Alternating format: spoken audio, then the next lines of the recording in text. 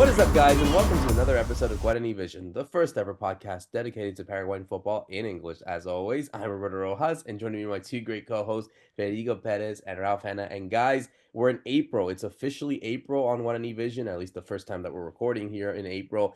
A lot has been going on in the last week. Obviously, we have to talk about the Copa Libertadores and the Sudamericana as their group stage went underway with 5 Paraguayan teams participating. And we'll talk about what happened because there is a lot to talk about from all the Paraguayan teams and their results and what kind of permutations can come from that. We'll also talk about what's been going on with the Paraguay U17 team because obviously they are in the midst of trying to qualify for the tournament in Qatar, an expanded World Cup, actually, guys. So it's more opportunities for Paraguay to, qualify, just like they're doing it for the senior one in 2026. They're also doing it for the U17 one. And hey, hopefully that they can continue this really good run of what Paraguay has been doing at all football levels, doing so well on the senior team. They qualify for the U20. Let's see if they can do it for the U17, who also are coming off the U15 Sudamericano win. So a lot to talk about. Let's go straight to Fede over there in Paraguay, because it's been a weird week, really. And we'll talk about Olimpia first, actually, because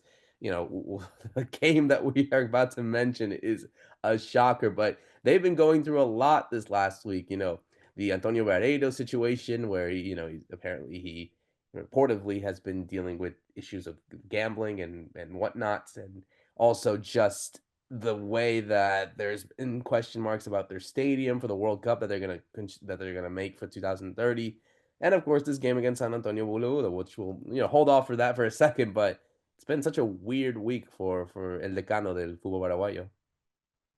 Hi Roberto, hi Rob, hi to everyone listening to Guarani Vision.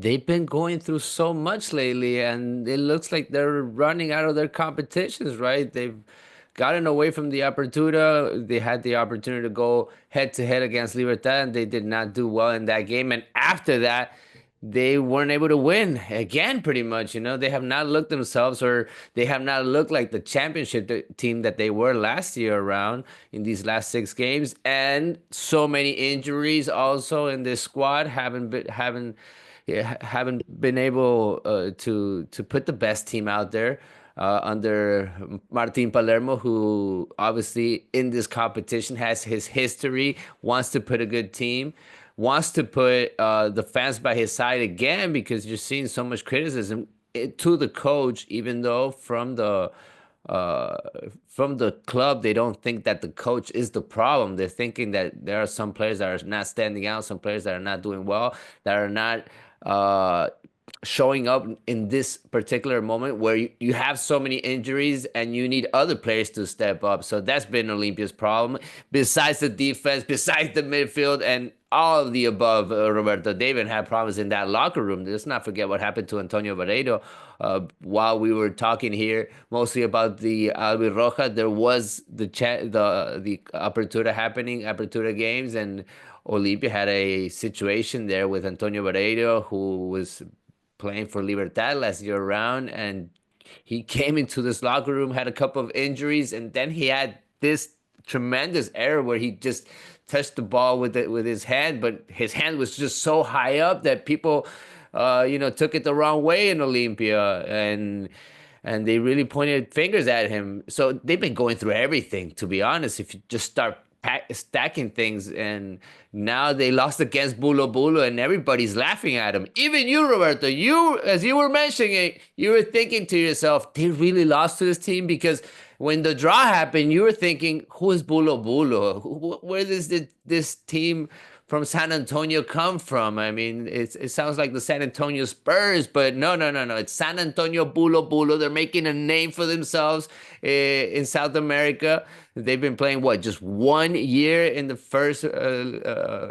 first division of Bolivia. So they got this huge result against Olimpia, and they're making a name for themselves. Respect to Bulo Bulo now, Roberto. You're not gonna laugh at this name now when you say it. No, Respect. no, absolutely. You got to give them the respect, especially looking at their logo. It reminds me of Brazil, and maybe the way that they played the other day against Olimpia kind of felt like you were watching Brazil, at least of the past. Maybe not this Brazil side of the moment, but Ralph, yeah, it's been a weird week for a lot of South American teams, but also the Paraguayan teams, and I think also we'll talk about Cerro Porteño as well. at least for them, looking at what's going on with their crosstown rivals, you can feel that there's some stability at least there for now. Of course, Cerro Porteño are a team that have gone through so much. They also had to deal with their elections coming up with their president, and there was also some controversy there as well. So, as much as, you know, both teams have been going through a lot the last few weeks, I would say, you could probably say and argue that Cerro are probably the team that are a bit more stable than their rivals at the minute. Yeah, right. At the moment, because there's a lot going on off the field, like you mentioned, in terms of the presidential elections, which that's going to rumble on because they're not until next year. So imagine we have a long time of all of this politicking. But as you mentioned in the intro, I mean, Olimpia have these problems as well with their stadium. They don't have a stadium at the moment as they're trying to rebuild for what's eventually going to be the World Cup hosting venue. But I think we mentioned it before. I mean, it's a very prime part of real estate in Paraguay. It's on basically the main thoroughfare that goes into downtown. It's close to the U.S. Embassy, to the presidential residence. And it's also very close to like a military kind of base, I suppose, or barracks. And they're trying to build over that, and they don't have permission. So they're finding it very difficult at the moment to kind of realize the plans that they want to do because of where they're in this very small space. It reminds me a bit of like Real Madrid and the Bernabeu. It wasn't easy to do anything with that because of where it's situated in the city. So there's a lot of problems, I think, going on, and then not having your home stadium is difficult. Now there's a bit of insecurity of when you will even get to play there again, and what the stadium will look like, if it will look like what was planned. And then we have everything going on the pitch, like Fede was talking about. I mean, it's 4 games now that they haven't won, including this Bulo Bulo surprise defeat. And then they got Guarani at the weekend, so it doesn't really stop, right? It doesn't let up. It's not easy. And so with that in mind, on balance, it feels like Cerro are actually in a better position than Olimpia, which I didn't feel like this was the case, say, a couple of weeks ago or 3 weeks ago. It's really fallen off very quickly for Martin Palermo's side. Definitely is, and they really need to change their fortunes very soon. But we'll be very unlucky to talk of, if any Olympia fans listening, we have to really go and pounce on them now because obviously the game against San Antonio Bulo Bulo, I think for many people, everyone thought that this would have been a formality for Olympia. Even before then, I think some of the journalists that cover this team in Bolivia were saying, it would be an accident if Bulo Bulo even got a point, let alone a win. And boy, were we surprised because, it started off with a bang, Fede, a really, really nice goal from Sebastian Viveros. Looks like Bolivian teams like to score golazos against Paraguayan teams. I've seen that sort of trend, and we'll talk about the game against Bolivar and Cedro in a bit afterwards. But it was a really wild game, San Antonio will take the lead. Olimpia then level from Hugo Benitez. They then take the lead again, and then Rich Ortiz gets the goal 10 minutes from time, and everyone was thinking, all right, they'll get a point at least, but it feels like a disappointment. But then a penalty in the last second, literally the last second, the 101st minute, and Julio Herrera scores to give San Antonio Bulo Bulo in their first ever game in Copa Libertadores history a 3-2 win against the three-time defending champion, three-time champions of the Copa Libertadores, Olimpia. I mean, one of the big shocks ever, I would say, because this was a result no one had expected. I admit, when I saw that draw, I thought the issues that Olimpia were going to have were going to be probably against Peñarol or even Vélez. But now them losing to San Antonio Bulo Bulo, that is, yeah, it was a stunner. And, I think everyone in the world, those that don't support Olimpia, even those that did support Olimpia, that were mocking this team. But yeah, it was a disaster. I think that's the only word you can really take from this, Fede. A disaster and a disastrous performance from Martin Palermo's side. Yeah, I think the word I've heard the most here during this week after the game was humiliation, right? I mean, Olympia fans kind of felt it that way because they lost to a team that is pretty much unknown to most of the South American scene, especially in Libertadores. We're seeing new names in Sudamericana constantly, but in Libertadores, you got to be a champion to be here. You got to earn your spot.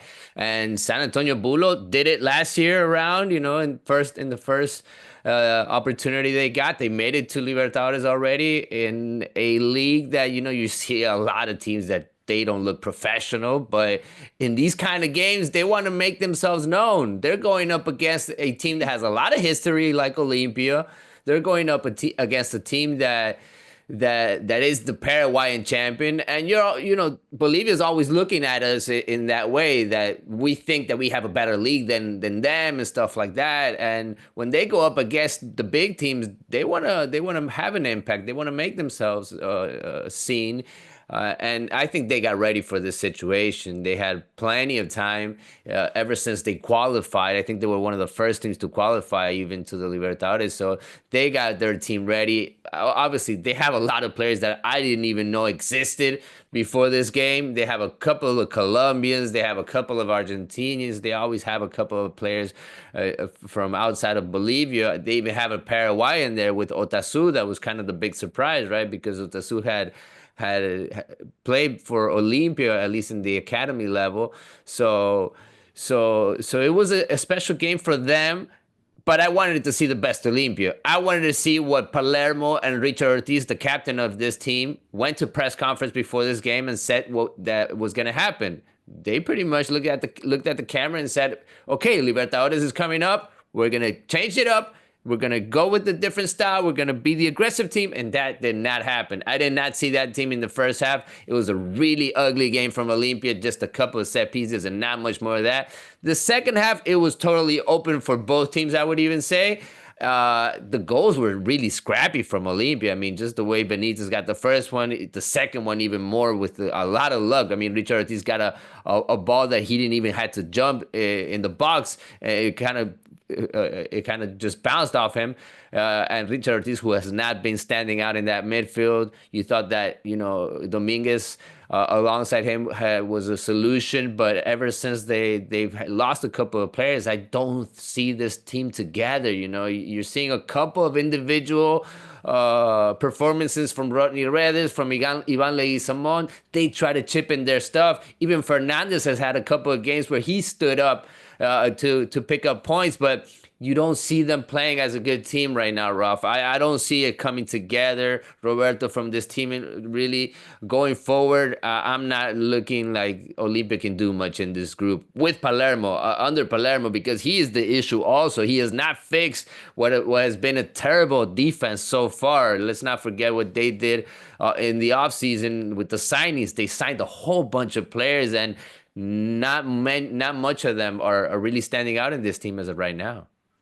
Yeah, I think the defense is a big issue, and that was the one thing as I looked ahead to this game, you assumed Olimpia would win despite the altitude, despite always away games can be a bit tricky in Libertadores. But then what almost made me start to doubt a little bit was when I saw Lisandro Lopez was injured again. So he had been injured, he came back. When he came back, the defense started to look a bit better. Then he was out again, and we've seen Junior Barreto he's struggled a lot, and Maciel, as Fede is talking about, he's not been a signing that's really making a difference in that defense. So there was maybe a couple of warning signs there, but honestly, I mean, I couldn't imagine them conceding 3 goals to this team. I mean, I don't think anybody did. Well, one of the Bolivian journalists was saying that they don't even train on 11-a-side pitches week in, week out. They don't always have the space. This is a team that they have got ready for the Libertadores, but they had an awful clausura. So they won the Apertura, and then I think a lot of that team went. The clausura, they lost 8-0 to the strongest, for example. I mean, 8-0.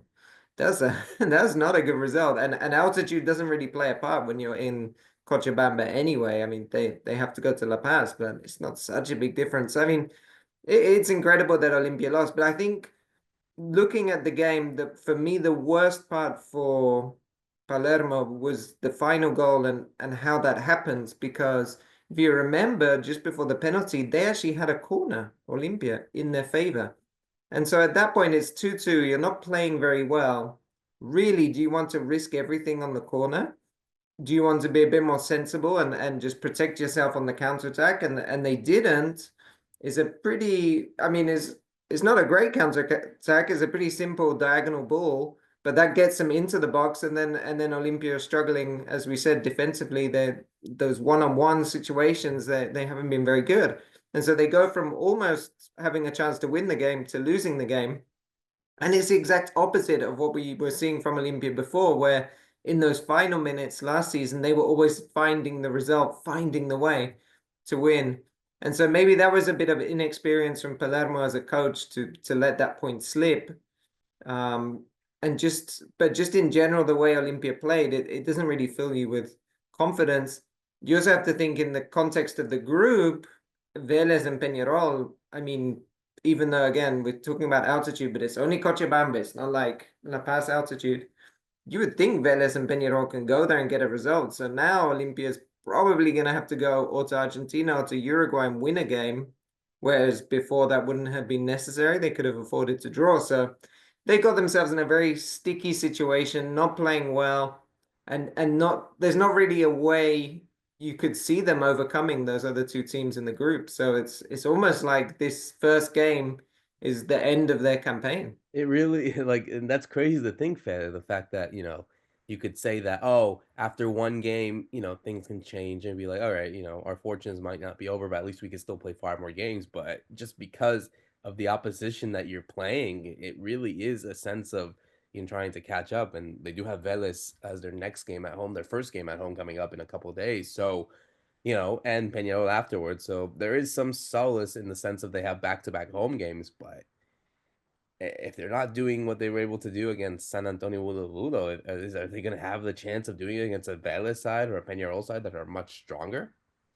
I get you guys. You're being so harsh because you lost against Bulo Bulo. So you're thinking this team is going to lose against everybody now in the Libertadores. Take it easy. They're going to get a couple of players back. I think, eventually they're going to have Derlis Gonzalez, who was their best player when he got injured. Let's not forget about that. I think Prato is going to come into this team to play against Vélez. He did not have a single minute against San Antonio Bulo Bulo, which is really weird for me because, he's one of the experienced players. He's won Libertadores before. So you're thinking, okay, he's got to show up in these kind of games, but you don't have Benedetto, you don't have Derlis Gonzalez, you don't have your best striker. So Prato has to play this game against Vélez, right? I mean, especially with the history that he has against Argentinian teams, playing in Argentina especially. And I want to see, the big players show up. I mean, Rodney Redes, he went to play with the national team, or he went to practice with the national team because he didn't play either game, but ever since he came back, he has not been his best self, and that's really weird when you need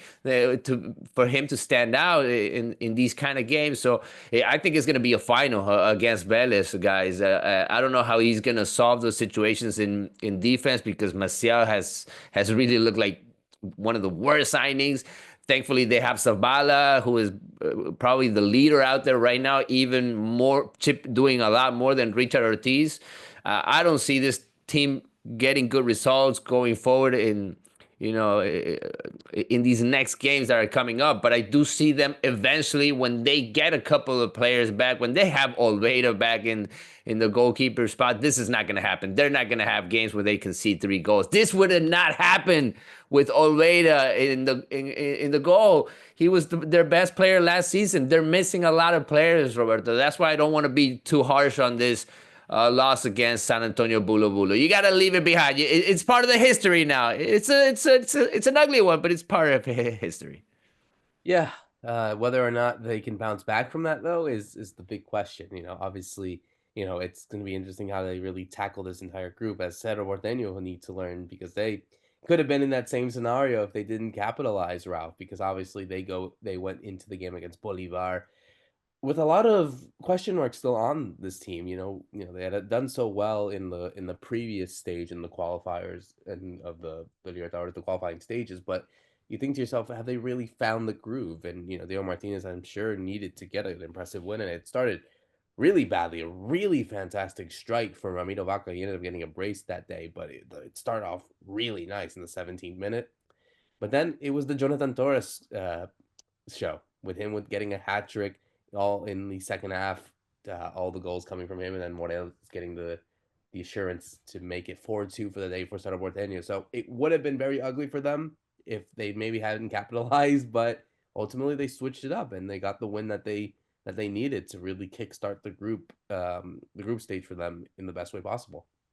Yeah, it was a revenge, I guess a revenge job for Cerro, because remember they'd lost at home to Bolivar, and so when Vaca does score that goal, and it was such a great goal, you wondered, oh my word, is this going to happen again, that you lose to Bolivar at home twice? That would almost be unacceptable, I think, and there could have been, I think there could have been a very different atmosphere in the stadium if Jonathan Torres hadn't scored just before halftime. Remember, he scores basically with the last kick of the half, and so I think that settled some nerves. But what we've seen from Cerro with Diego Martinez is they are very forward thinking. They can be very attacking, and they're scoring lots of goals, especially in Copa Libertadores games. And so far that's working. I mean, I'm a bit cautious because eventually you're going to come up against stronger opposition than who they've played against. And I don't know if this very kind of basically they set themselves up to play on the counter attack. They don't want much possession, but they do attack with a lot of players when they counter, so they will leave themselves a lot of space, especially with the midfield they have. When you have like Pachi Carrizo and people he's not going to defend or track back. So it was very positive, the game itself. And I think Jonathan Torres as well, remember, he had a hat-trick of assists against Monagas, and so now he got a hat-trick of actual goals. The first Cerro player to score a hat-trick in the Libertadores in 20 years as well. So, I mean, it's not a common feat. And I think that's maybe a good sign that they have a striker starting to score goals while Cecilio Dominguez is out, because Cecilio have been, I think, more important for them goal-scoring wise. And with that, there's that breeding some of that confidence. And what I really liked the whole game, I thought, was the right-hand side. So with Benitez, Alan Benitez as well, who's kind of really secured his position at right back since coming back, and Aguayo, who we know is so exciting. I think that is a very good combination, and that was opening up a lot of problems for Bolivar that they couldn't really handle. And Jonathan Torres was capitalizing on it. I'm still, like I said, I'm still concerned about how this will look for Cerro. They have to play Palmeiras, of course. Maybe it should be okay against Cristal. And also, we just have a word of warning. They've won 5 games in a row in the Copa Libertadores, which is actually what they did in 2023, and they went out of the groups. So what happens is the games are all building up, right? This was their 5th game. I can't remember exactly, but I think they played, like 17 games this season? Have they played 12 in the league now? But they've played so many games. Bolivar, it was only their 2nd competitive game, because Bolivia do this long tournament, kind of summer tournament, but it's essentially a friendly tournament, and they'd only played 1 league game. That's an advantage at this time of the year, but coming towards the end of the group stage, by then Cerro will have played so many games. Will they be running out of steam? So that's just one thing we have to look at, especially because, like I say, they're not really trying to control much possession or have the ball. So it means they're working a lot. They do have to work a lot, getting up and down, lots of transitions. So it's a tiring system that Diego Martinez has. But at the moment, it's working. And so maybe we should be positive that they did the job, got the win, got a good win. And now they're looking forward to what's going to be the big game of this group, of course, is the Palmeiras match, which is coming up. Yeah, I'm totally excited about this team, guys. I don't know about you. I'm listening to Ralph, and he's still not convinced with what Diego Martinez has brought to the table. He's still not convinced what he's done with this team, and he's always changing it up around. Look at this backline of 5 in this game against Bolivar, and you were thinking, okay, Cerro's going to be the defensive team. Cerro's going to give the ball to Bolivar, and it wasn't that way. I mean, they went all out to pressure, and David had a couple of opportunities before Bolivar scored that banger. Oh my God, one of the best goals I saw this week from Ramiro Vaca, one of my favorite Bolivian players, I would even say, lately. Every time I see him, he's doing magical things out there. I don't know what he's still doing playing for Bolivar, but besides that goal that, put the pressure on Cerro Porteño, they went all out until they got that goal right before the end of the first half. It is true what Ralph is saying. The atmosphere was not there again. Cerro fans just go all out on this team. They I don't know what's going on every time, every single year. It's the same thing in Libertadores. When the team is down, the fans are not rooting for this team. They're not chipping in, and the players are feeling that. And I even heard a couple of players after the game, that does not help us out. That's not good for us. And we've even seen it from a couple of young players when they score in Libertadores. They're making a couple of signals to the fans. They're making signals because they're not liking this situation of, why are you coming to the stadium if you're not going to root for us? And then you saw Cerro Porteño obviously concentrate on their stuff. Jonathan Torres, whoa, what a guy. What a night he had. I mean, he really took the MVP away from anybody that wanted to do something in this game. We had 6 goals. It was a magical night of football, I would even say. Good team. Bolivar is a really good team. I think they're going to make it hard for everybody. But it was Cerro Porteño that really took this game away. They blew away Bolivar in that second half, especially, obviously, Jonathan Torres with his 3 goals. He was unstoppable. Once he got that first goal, everything he was touching was special. But I want to talk about, the contributions in this team. Pachi Carrizo always making it happen, always making the right plays, being the brain of this team, I would even say, when they have to attack. And then you had Gabriel Aguayo. There's no Cecilio, there's no Iturbe, but he's doing all the little things, and he was making great passes also, even though he hasn't been able to score. And then you had Alan Benitez, just like Ralph was mentioning, coming through every single play, flying out there. I mean, he's been one of the best players in this team, in this streak of this Cerro Porteño that's just unstoppable in Libertadores, guys. I'm not with you. I think this team can do big things in Libertadores. They're just scoring away teams. And come on, Palmeiras. Come on. They got Palmeiras next, Ralph, away from home. And there's already been tension between both these two teams already in the last, I'd say, month or so. So this game, especially with the win, and Palmeiras getting a last-minute win against Sporting Cristal as well, I think it just adds more pressure to not just Cerro, but also for Palmeiras as well. Yeah, I mean, it's going to be a big atmosphere, big match. We've seen Cerro go into these games with Palmeiras and concede lots of goals.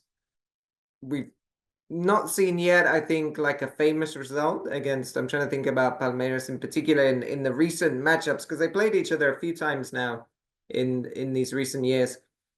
It's going to be very tough. I think at least the way Martinez sets it up by not trying to have too much possession can work, but where I just see it on the one-on-one, like the individually, Palmeiras are much stronger. So if you get a game like this with lots of transition and you kind of leave yourself a bit exposed because you want to press high, it could go wrong. I mean, it reminds me, I'm trying to think of who it was. I think it was Chiquiase at Cerro, who really did try that in a game, and it really backfired on him. It was against Atletico Mineiro, I think, when they were doing quite well. It was similar to this season where they'd started quite well. They're in a good position, so there was that confidence that, hey, maybe we can take on a Brazilian team. So we'll see. But the 5 at the back was interesting. Like Fede said, maybe that's also already Martinez is thinking about what I'm going to do against Palmeiras and was testing that out. And as we saw it worked for them. They were comfortable there. And Morel is the perfect third defender in that sense, because Jorge Morel was a defensive midfielder. He plays more as a central defender, but really he can play both roles. So he's a very good player, I think, to have as that third defender if you're going to third central defender, because then if you do want to switch things around, you don't have to make a substitution. You can kind of naturally push him forward. So it's interesting, but yeah, I'm still cautious. I'm very cautious because we've seen this before, especially in 2023. Yeah, I think they need to get a result over there in San Pablo to kind of change the shift. I mean, look, if they get a win, then yeah, that kind of allows them to feel more confident than ever, Fede. So, I mean, come on, you have to be a bit cautious as well, though. That's the thing. It's a good team, has a good way of playing at times, and they got the win against Bolivar, but let's see what they do against the big boys. I think if they can do that against a Palmeiras, which again, the best test away from home is the best way to do it, then we're gonna be like, okay, I think this team can have something in them, Yeah, this is the big test, and this is where you want to see another huge performance from the same players. Jonathan Torres, if you did this against Bolivar. I want to see you do it against Palmeiras. I want to see you do it against the big teams in Libertadores. Also, if not, you're not going to be able to do much. You're just going to fall out in the group stage, or maybe your spot is the Sudamericana, which can eventually happen also. The possibility for Cerro Porteño is totally there. I think this team is just developing. I think the coach has everyone by their side, and they're going to get Iturbe back. He's a very good player for the counter attack when he has open spaces. So I'm thinking for that kind of game, they're going to need a huge game from Gatito, their goalkeeper. He's going to have a lot of work probably because Palmeiras is an attacking team. They have very young players and they know exactly what they're doing. They have a coach that has won it before, like Abel Ferreira, so you got to give them their respect, no doubt about it. And Gustavo Gomez, let's not forget about the captain. He's always scoring against Cerro Porteño also. He's been kind of unstoppable, and he's back after missing the games with Paraguayan national team. He's back. He came back after missing also 3 games with Palmeiras, and they had a late win, I believe, against Sporting Cristal, right? In one of the last games of this first week of Libertadores. It really is going to be interesting to see what happens. That's going to be everyone's going to keep an eye, even the Olimpia fans, because they know if it goes really badly for Cerro, then they will also have to mock them, just like the Cerro fans have been mocking Olimpia after their loss to Bulo Bulo. So we got to talk about another team that also had performed very well in Libertad. They were able to go to Alianza Lima, to Peru, and got a really nice result for Pato Aquino's side. They were able to get the 1-0 win against Alianza Lima. And I think that, given the fact that it's such a tough group, that, the fact that they were able to get those wins away from home, I think is crucial. It's very vital. I think it helps them because, of course, you got Talleres there. They're coming off the loss against San Pablo at home as well. So, and they got to play them next in Asuncion in a couple of days. So that win, and it was a really nice goal from Gustavo Aguilar, really nice team goal to give Libertad the 3 points. But yeah, I think this was a massive result for Libertad to get a goal and a win away from home. And I think that gives them the confidence that if they can get something against Talleres, then they could be in a good spot for what could be round of 16 qualification in the Libertadores. Yeah, and you kind of felt the same thing that, it happened with Bolivar and Cerro Porteño. Bolivar came here thinking, okay, we're going to do it again. We're going to win. We did it not long ago. We can beat Cerro Porteño. And Alianza Lima was going with that same thought, into this game against Libertad. We beat Boca Juniors before. We beat Nacional very easily. We left them out of the Libertadores. We can beat Libertad. But no. Libertad played a very smart game. They played the Libertadores way. And I loved what I saw from Libertad. I'm loving what I'm seeing from this team, from Patito Aquino. He knows his stuff. He's putting everybody on their toes. You're seeing that even in defense, I mean, there's competition now. So you're seeing the best from Diego Vieira. He's showing even, that confidence of being one of the captains of this team, one of the leaders back there. They brought Martin Cáceres, but they have not needed him so far. The Uruguayan with the experience. Even Tomás Gutiérrez is having a hard time trying to get his spot in this defense because, no, he's going with other guys. He's got competition now there. So I think they've done all the right decisions going forward. And who would have thought that it would have been Aguilar scoring when you have so many forwards with experience like Tacuara or like Roque Santa Cruz, even though Tacuara was out for this game. So there was a spot open, and he's been using lately Adrián Alcaraz, also Aguilar. They've been having their minutes. He's been even smart about that situation, having everybody ready on this squad, and I'm loving it. Maybe, the only issue in this game was Hugo Martinez. I mean, he had the assist, but then he got the red card. He kind of lost it there for a second against a player that's always looking at you and trying to get that off of you, like Zambrano. He's always taunting at you. He's always doing these kind of little things at young players, and he got the worst out of Hugo Martinez. But overall, I think it was a great game from Libertad. I'm happy from what I saw from Libertad. This is the way you kind of play these games, Ralph. You have the whole atmosphere against you, but you win it and you let them down and you take that first spot in this first game. I loved it.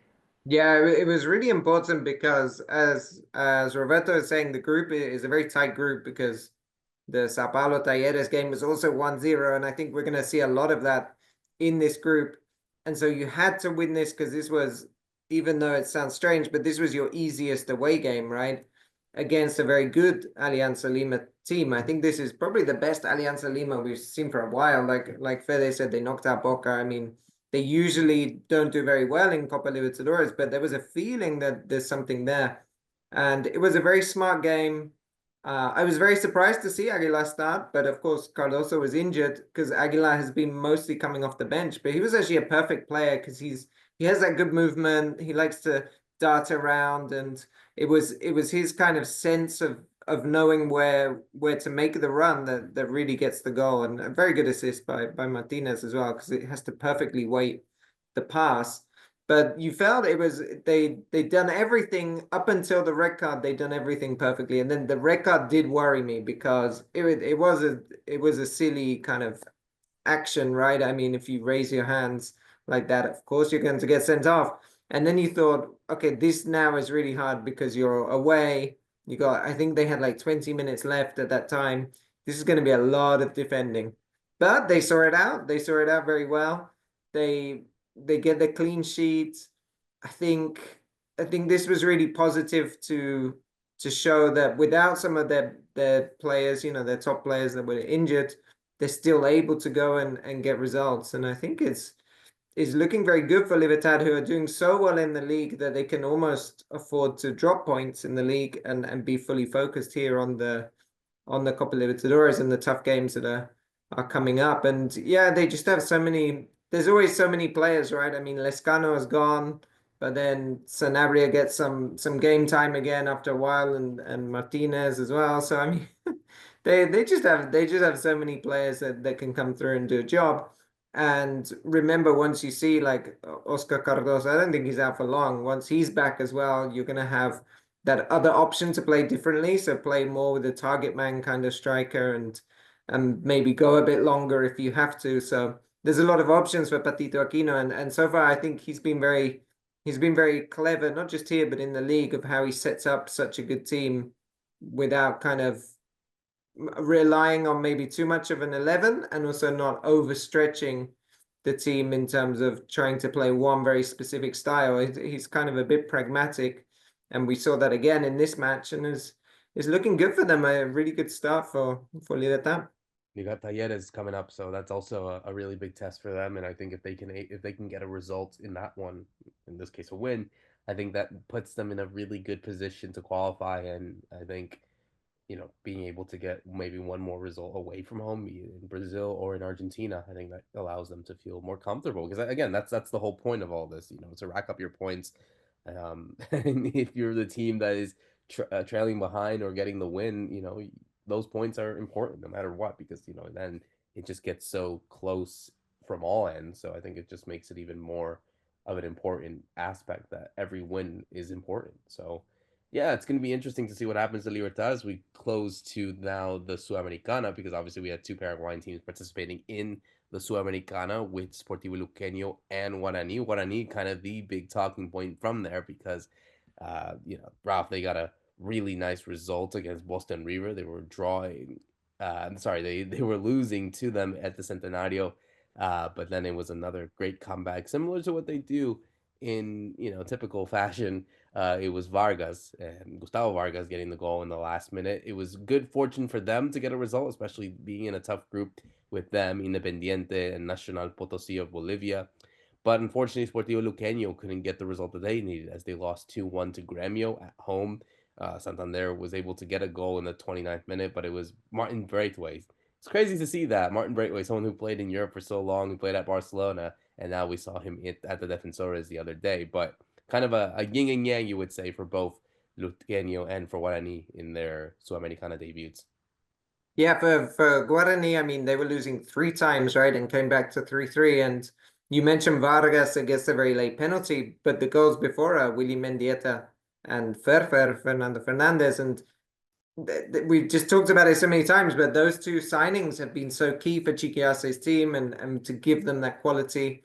I mean, on reflection, or going into the game, maybe they would have preferred or thought they could get a win against Boston River, because you're playing a smaller team from Uruguay, and you might hope to get the points there. But I think the manner of the way they came back, they'll be very, pleased with and keeps them alive as they go forward in the group.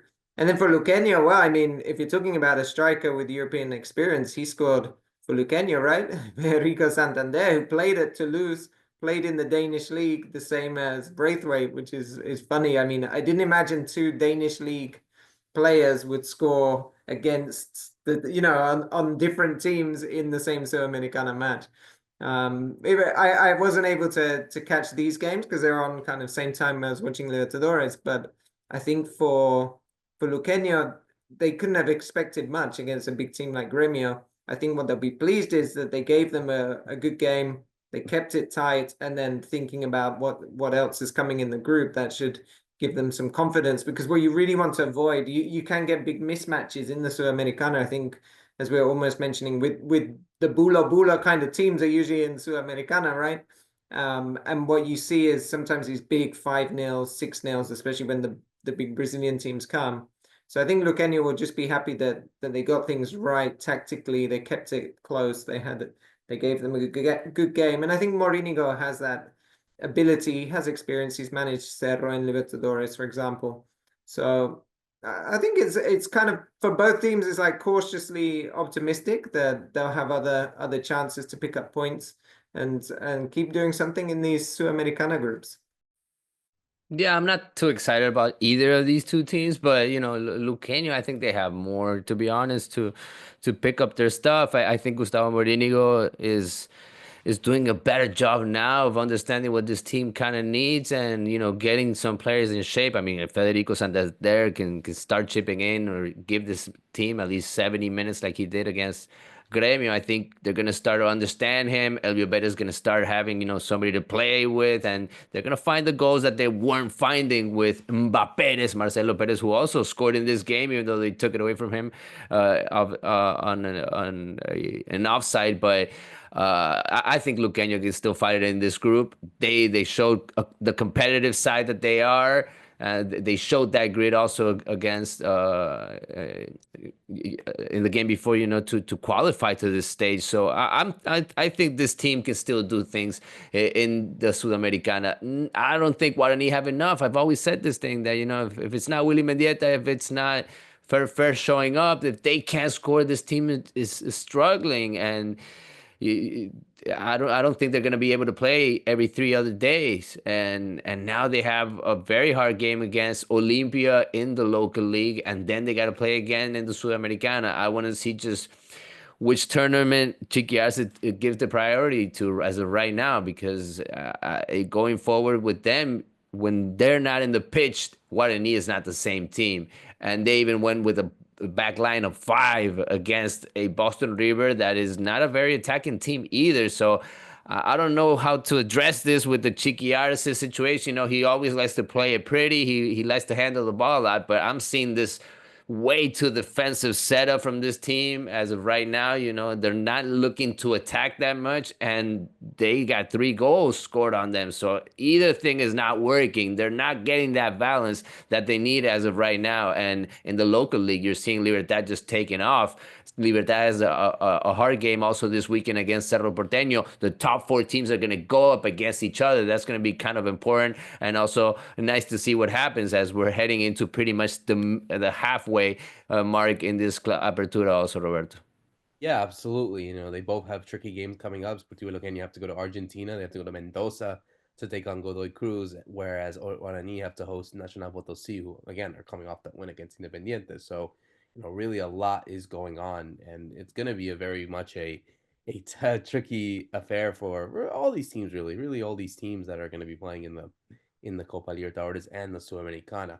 So we'll have to wait and see what happens to all 5 of those teams as we switch gears now to the U17 tournament. Ralph, to close it out here for our episode.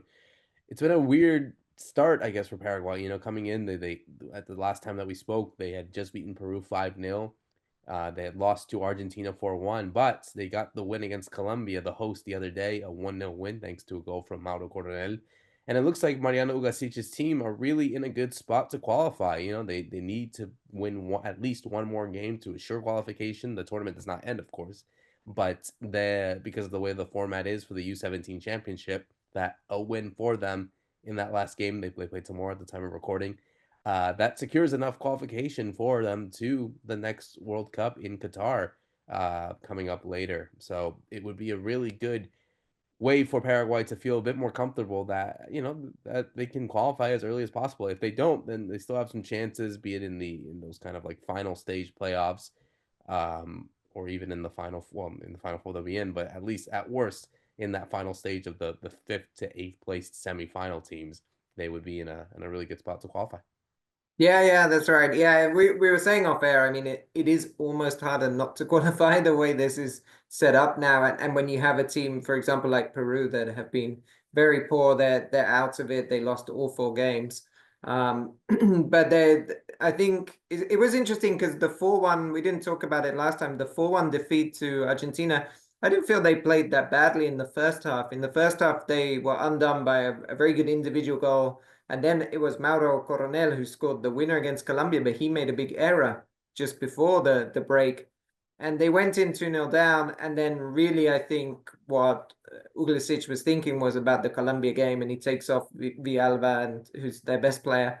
And kind of for the second half, it was almost like, okay, let's just play this out and just try and play some nice football. And you ended up losing 4-1 because you were not really trying to, I suppose, play it very tactically, knowing that they had the big game against Colombia, who are the hosts, and that they really had to win that one. And this was a totally different game because I mean, it got ugly. It was very scrappy at times. I mean, the last like 15 minutes was just Paraguayan players trying to play for time because they're kids, they're tired, but two, because they were just trying to see out the match. I mean, the stretcher came on so many times to take off players who weren't actually injured because they'd end up coming back on. And so it's a very different game, and especially at youth level, it's kind of almost strange to see because it became almost like a very professional game. But ultimately, I thought that was interesting because it showed the different side of Paraguay. You had the very attacking side in Peru. You had a team that can go out and try and play nice football against Argentina, which it didn't prosper in that match. And then you have like the really gritty and determined side, which we saw against Colombia. What we'll get against Chile, I'm guessing, is more of the Colombia side of things because Chile are playing quite well. They beat Argentina, of course, and they both really need to win. They can't afford to draw because they don't know what's happening at the same time in the Argentina-Colombia match. So I think both teams know that the win guarantees that World Cup spot, and they'll be going all out. And I think we'll see, though, a very kind of tense game and tight game with Paraguay probably trying to do things like they did, right, with the set pieces or just getting balls into the box. De Carvalho is very strong as a 9, and so maybe we'll see a bit more of that and less of the trickery and the nice build up play. But I think they put themselves in a good spot, and I'm liking what I've seen, those kind of different aspects of this team, that they're able to do different things. Yeah, this team really leaves everything out there, and you always want to see that from every Paraguayan national team, right? And I think I think it's nice, and obviously these are the big games that you want to win, right? When you're playing against the host team, when you're playing against the worst team, you want to stop at them just like they did against Peru. So I'm thinking, they're winning the big battles, and you could see it in the celebration. I mean, when they scored that goal, it did not matter that it went through the Colombian player. It did not matter that it was kind of a luck shot from Mauro Coronel.